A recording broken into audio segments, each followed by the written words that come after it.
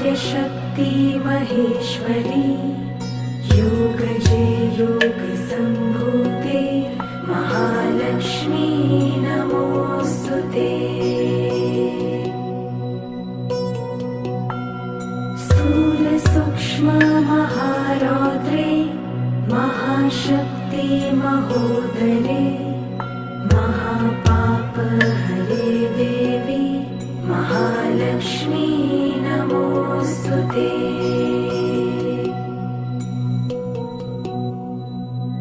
पद्मासनस्थिते Devi परब्रह्मस्वरूपिणी परमेशी जगन्मातर् Mahalakshmi